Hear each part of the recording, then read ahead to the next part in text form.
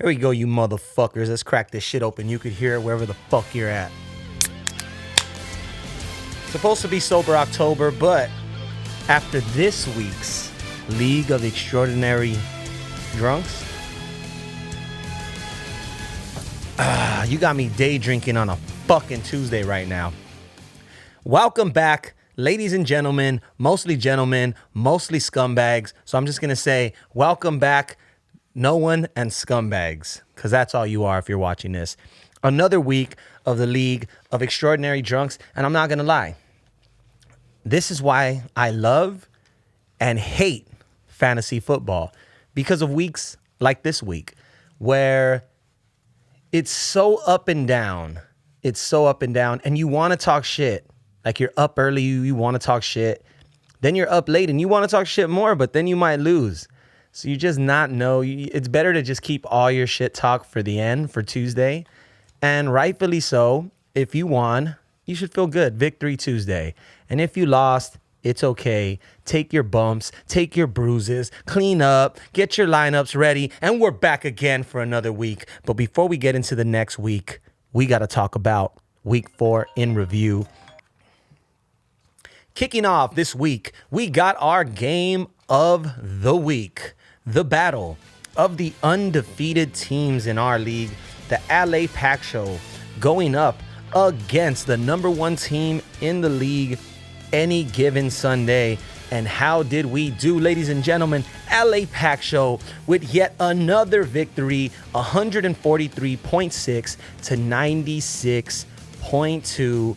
Any given Sunday, Ion becomes the latest member of the royal family because he could not make it to 100 this week. Ouch. After so many big weeks, the Ion train stalls on the track. And for that, Ion, I'm sorry to say, you are the motherfucking donkey of the week. Ion, the silent assassin. You better go back to your fucking monk's monastery, wherever the fuck you came out of, and go sit and meditate and scream in your head because Paul Jones came through, the rookie came through and spanked your ass to be the only undefeated team in the league. Shouts out to Paul Jones. Not really much to review. It's all more of the same. Josh Allen just keeps killing. Jones' team is stacked. Hollywood Brown just keeps killing. McCaffrey actually went off. Christian McCaffrey, when he isn't hurt, is actually pretty fucking good. So shouts out to Paul Jones with yet another victory and firm control of the number 1 place in our league. Next, big news for this week. We had the up and down roller coaster known as Fernier West going up against, who was Fernier up against? Fernier West versus Team Fuck You. And Fernier West with the victory, big points, 199.8, just missing that 200 point mark against Team Fuck You's 133.6. Fernier West rides that roller coaster and hits a high point with Matthew Stafford playing solid, but he really rode the Hutchinson train with him dropping nearly 40 points. Goddamn. Team Fuck You didn't have any answer. Carson Wentz again lays another egg. Connor could not play. Tony Pollard didn't do much. So Team Fuck You takes his loss, man. And now we got Fuck You sitting at 2-2. Fernier West sitting at 2-2. And it's an all-new league. After 4 weeks, it's like we started brand new. Shouts out to Fernier West. Continues to ride the roller coaster after another huge score. He picks up the $25 and our high score of the week. Tip the hat to Fernier West for the big victory.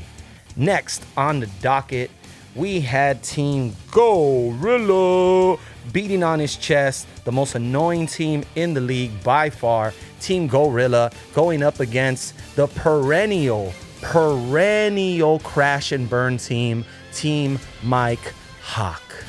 And what does Team Mike Hawk put up? He puts up 114 points, and Ben somehow thinks this is a commendable victory. I will say, Tom Brady with the bounce back game he needed, 54.5 points out of Tom Brady. You have to give it up. That was the performance of a lifetime from Big Tom. Obviously, in a must-win. Wait, he didn't win? What do you mean? He didn't win? Oh, well, I mean, at least it was a close game. Wait, it wasn't a close game. Well, I mean, at least Tom Brady was very efficient. What do you mean? He wasn't efficient. He threw like 60 times. Wait. He threw 54 times to get 54 points? Dude, Tom Brady is a walking corpse. You better ditch him now, just like his wife's about to. Because if you think performances like this are coming again, Kansas City's defense is terrible. Tom Brady was playing behind the entire game, and Ben got lucky once again.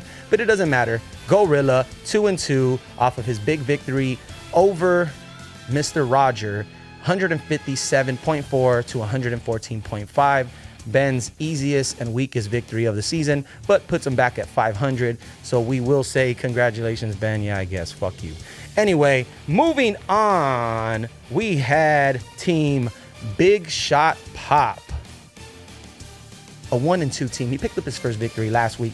Big Shot Pop going up against Just Joe. And how did we do? Big Shot Pop with another victory, puts his second victory of the season back to back with a huge win over Just Joe. 150 points even to 117.9. Once again, Joe's team continues to struggle. Derek Carr, although the Raiders got the victory, didn't put up huge numbers. We had Williams, who I believe got knocked out of the game. And then we just had more struggles for Joe's team. He has some life out of Deebo Samuel, but definitely not enough to get him over the hump. Just Joe now moves to 1-3. And I was checking the stats. This is Just Joe's worst start in 7 years of fantasy football. And man, there's a lot of calls for Joe's retirement this year. Mostly me just speculating, but nonetheless. And this might be another thing that pushes Joe towards retirement. Will he play another season? The odds are, is he? Most people think he won't. We will see. But definitely Big Shot Pop puts another nail in Joe's coffin with a 150 victory over him. We will see if Joe can bounce back. 1-3. Are we looking at the worst team in the league? Will him and Mike Hawk be competing for who's going to suck more? No pun intended, but we will see. Congratulations, Big Shot Pop. He's back on track, 2-2 record. Salute to you, my friend. Now, moving on. We had 2 games to end our show. 2 games. The Funk versus Get This Money, and Team Boyle Heights Dream Killers against Team Pancake Face Fucking It Up. A combined score for these games, for these 2 games, the margin of victory, a combined score of 4.9 points. That's how close it was. And in the first game, we had the Funk edging out Team Get This Money 129.3 to 126.1 for a 3.2 margin of victory. Wow, that is pretty fucking close. Another heartbreaking loss for Get This Money, who now falls 1-3 at the bottom of the league with Just Joe and Team Mike. Ha ha ha. So another heartbreaking loss for Manny Man. Hopefully he could bounce back and get his ship right on. But if not, he will be heading to the butthole of the league just with Joe and with Team Rogers. Sucks all day. Hold on.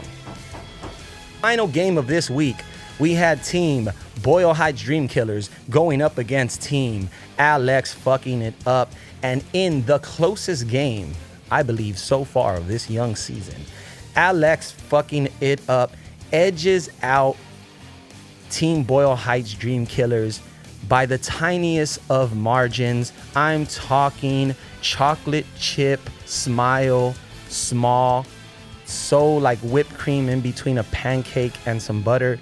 That small of victory, 1.7 point victory. Alex edges out the victory over the Boyle Heights Dream Killers. I do want to take this second to commend Alex, his impeccable drafting, his top form, physical physique, plus his temperament easily make him one of the best GMs, not only in fantasy football in our league, but I think arguably all around the IHOP multiverse. He is one of the best. So I'm going to go ahead and just Give it up to Black Alex on his huge victory. He moves in 2-2, back at 500, and he drags me along back down at 500 with him. And I'll take a look at the final standings after this week. We got LA Pack Show at 4-0, sitting at the top of the league. We got Any Given Sunday, 3-1. His only loss is to the LA Pack Show. We got the Dream Killers, myself, at third place, tied for third place in a 1, 2, 3, 4, 5, 6, 7, 8 team tie at 2-2. And then we got the bottom of the barrel, Get This Money, Just Joe. And then, of course, Roger the Dodger, who just continues to stink it up. So, gentlemen, what can I say after 4 weeks? It's been an amazing month. I cannot believe how fast these seasons fly by. It just seems like yesterday we were all getting blackout drunk and spending copious amounts of disposable income at the Single Mother Fundraiser Foundation, aka the Titty Bar. But yeah, we will be back next week with another edition of the League of Extraordinary Drunks. Who knows where this league takes us next? All I know is I'm having the time of my life, and I owe it all to you.